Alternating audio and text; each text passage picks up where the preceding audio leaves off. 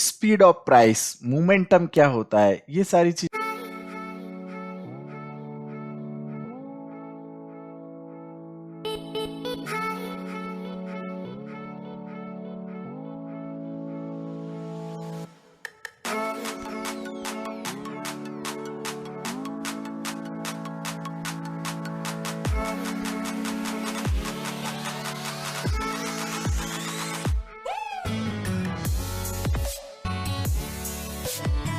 Speed of price, momentum क्या होता है, ये सारी चीजें आपको यहाँ पे देखनी है। तो आप देखेंगे चार्ट पे, यहाँ पे मोमेंटम काफी अच्छे से, प्राइस ऊपर गई थी, उसके बाद प्राइस काफी तेजी से नीचे आया, यहाँ पे कितना अग्रेसिवली प्राइस ऊपर गया, उसके बाद देखिए स्लोली स्लोली प्राइस डाउन आया, देन अगेन अग्रेसिवली प्राइस ऊपर गया, फिर स्लोली स्लोली प्राइस ऊपर गया, फिर अग्रेसिवली प्राइस ऊपर गया। तो इसको बोलते हैं स्पीड ऑफ प्राइस, मोमेंटम। ठीक है, तो इस तरह का जब मोमेंटम होता है ना, इतना तेजी से प्राइस ऊपर जा रहा है, इसको बोलते हैं फास्ट मोमेंटम।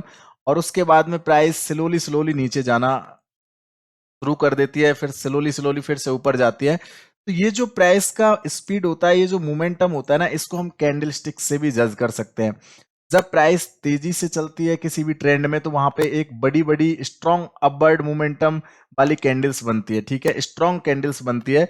लेकिन जब प्राइस स्लो मोमेंटम में होती है, वहां पे वेरी लिटिल मोमेंटम की कैंडल्स, ये ऐसी छोटी छोटी डोजी कैंडल्स या फिर हैमर कैंडल्स बनना शुरू हो जाती है, रिजेक्टेड कैंडल्स होती है जो।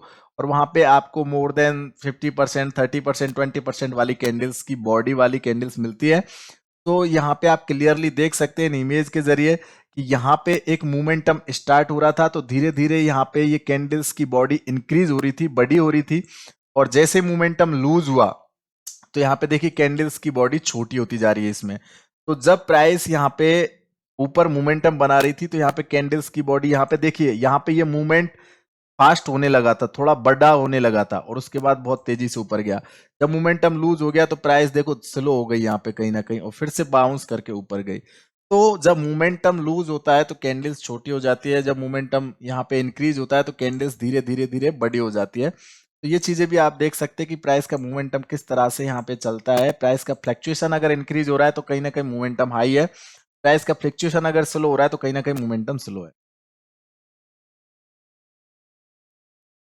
आगे बात करते हैं, for the most part A price chart looks mostly random. यानी कि अगर आप एक रैंडम चार्ट को देखते हैं, देखिए ये एक रैंडम चार्ट है, यहाँ पे कुछ भी एनालिसिस नहीं है इसके ऊपर। तो अगर आप इसको देखते हैं तो इसके हिसाब से आप क्लियरिटी नहीं कर पाएंगे कि किस तरह से यहाँ पे प्राइस ऊपर जाएगी नीचे जाएगी। यहाँ पे आपको प्राइस एक्शन के पैटर्न्स या कोई कैंडलस्टिक पैटर्न्स होना बहुत ही जरूरी है। अगर आप उनके नॉलेज है आपको, तो यहाँ पे काफी अच्छा काम कर सकते हैं। अदरवाइज इस तरह से रैंडम चार्ट के हिसाब से आप बाई सेल करोगे तो कहीं ना कहीं नुकसान हो सकता है, क्योंकि आप कलर को देख के यहाँ पे जज नहीं कर सकते। ये कलर रेड है तो इसका मतलब ये नहीं कि यहाँ पे सेलिंग का फोर्स ज्यादा है। हो सकता है पार्टिकुलर उस डाटा यूनिट में वो सेलिंग का फोर्स हो, लेकिन जरूरी नहीं है कि वहां पे एक रिजेक्शन ही हो। तो इसके लिए आपको प्रॉपर स्टडी करना बहुत ही जरूरी है। आप रैंडम चार्ट को देख के स्टडी करते हैं तो वहां पे कहीं ना कहीं नुकसान होता है। तो यहाँ पे अगर आप देखोगे, but to make trading decisions at more non random price levels we can use the concept of support and resistance.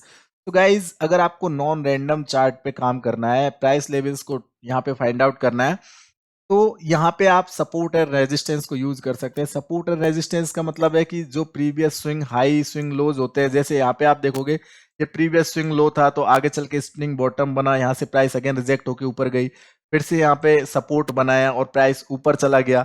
अब यहाँ पे देखो एक रेजिस्टेंस बनाया था ये, उस रेजिस्टेंस के बाद ये सपोर्ट बन गया। ये मेजर एक सपोर्ट था जो यहाँ पे रेजिस्टेंस बन गया, फिर यहाँ पे सपोर्ट बन गया फिर से। तो इस तरह से सपोर्ट और रेजिस्टेंस इंटरचेंज होते रहते हैं। आप इनको यहाँ पे देखेंगे, देखिए ये रेजिस्टेंस था, यहाँ पे रेजिस्टेंस बना, यहाँ पे रेजिस्टेंस बना, अगेन रेजिस्टेंस बना, नीचे गई प्राइस, फिर से रेजिस्टेंस बना। तो इस तरह से आप सपोर्ट और रेजिस्टेंस को यहाँ पे देख सकते हैं। आफ्टर ब्रेकआउट, जैसे ये रेजिस्टेंस था, ये यहाँ पे रेजिस्टेंस का काम कर रहा था, लेकिन ये ब्रेक हो गया तो फिर से रीटेस्ट करने आया उस लेवल को। देन अगेन वो रेजिस्टेंस वहां पे बना रहा, फिर से रीटेस्ट करने आया, फिर इसको ब्रेक किया तो फिर से रीटेस्ट किया, फिर बाउंस किया। तो सपोर्ट रेजिस्टेंस में क्या होता है, पहले प्राइस एक इक्वल रेंज में ट्रेड करती है, उसके बाद उस रेंज को ब्रेक करती है, ब्रेक करने के बाद में उसको रिटेस्ट करने आती है, रिटेस्ट करने के बाद में फिर से कंटिन्यू अपना ट्रेंड करती है। तो सपोर्ट रेजिस्टेंस वहां पे चेंज हो जाते हैं, प्रीवियस सपोर्ट आगे चल के रेजिस्टेंस बन जाती है, या प्रीवियस रेजिस्टेंस आगे चल के सपोर्ट बन जाता है एक ट्रेंड में। ये सारी चीजें आपको यहाँ पे एनालाइज करना है, उसके लिए आपको अंडरस्टैंड करना बहुत जरूरी है। सपोर्ट रेजिस्टेंस काफी इंपॉर्टेंट चीज होती है, इनके बिहेव पे भी आप अच्छे से यहाँ पे काम कर सकते हैं। आगे और बात करते हैं तो गाइज यहाँ पे देखिए, only trade at the key levels. देखिए, support and resistance levels are price areas where the price has previously shown a rejections.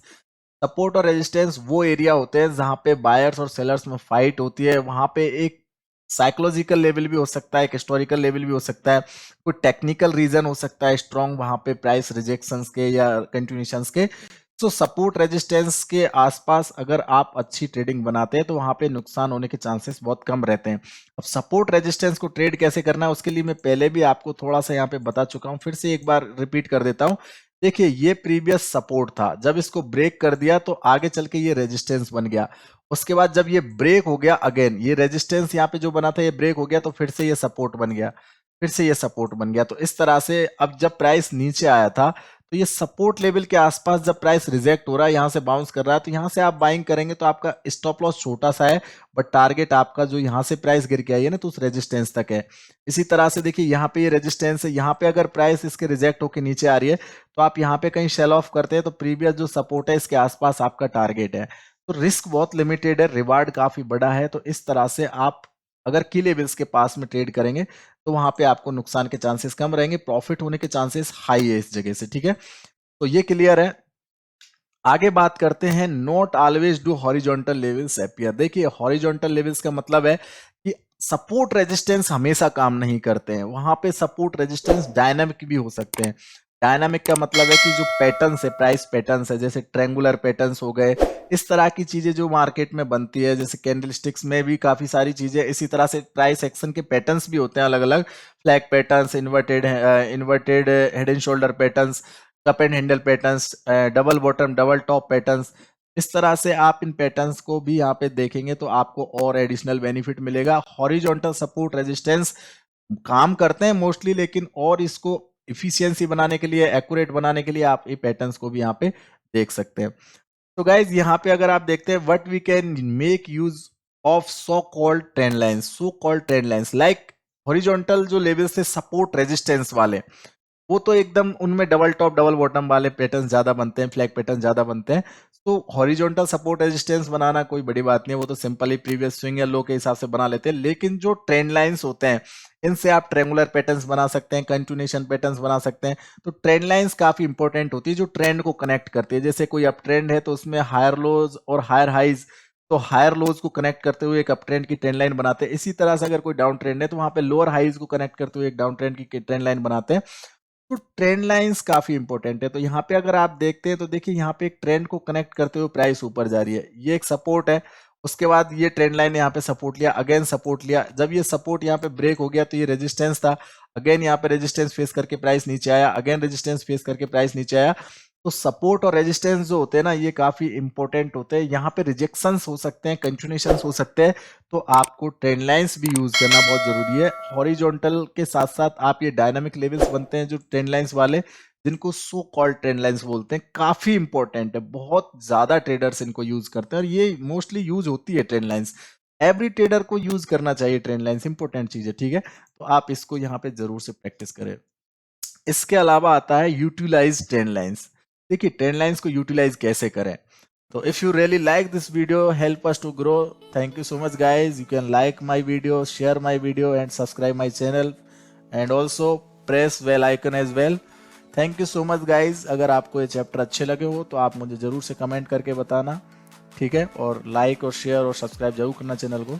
सो अगर आप मुझसे कांटेक्ट करना चाहे फॉर इंक्वायरीज तो call and SMS for my WhatsApp number. WhatsApp number आपकी screen पे है गाइज, 7440557654। ईमेल एड्रेस भी मैंने आपको दिया है, research24bit@gmail.com। Thanks for watching.